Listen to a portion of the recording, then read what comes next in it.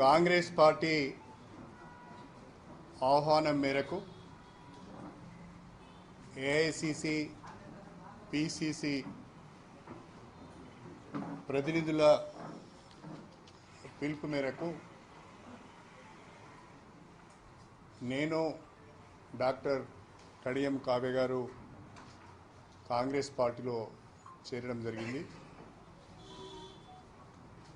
కాంగ్రెస్ పార్టీలోకి ఆహ్వానించి పార్టీలో చేర్చుకొని వరంగల్ లోక్సభ స్థానం నుండి పోటీ చేసే అవకాశం కల్పించిన గౌరవనీయులు సోనియా గాంధీ గారికి, పెద్దలు మల్లికార్జున్ ఖర్గే గారికి,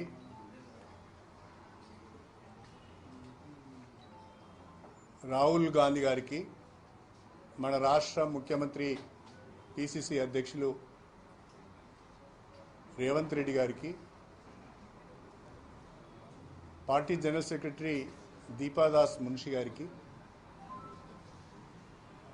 ఏఐసిసి ప్రతినిధులకు, పిసిసి ప్రతినిధులకు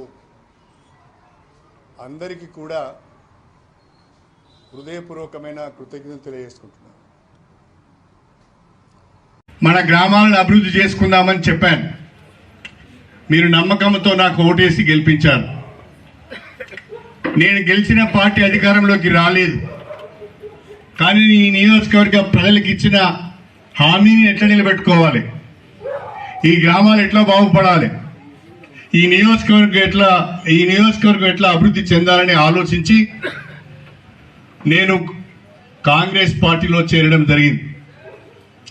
రాష్ట్రంలో కాంగ్రెస్ ప్రభుత్వం ఉన్నది. ముఖ్యమంత్రిగా గౌరవనీయులు రేవంత్ రెడ్డి గారు ఉన్నారు. రేవంత్ రెడ్డి గారు స్వయంగా పిలిచి, అన్న మీరు మా పార్టీలోకి రండి,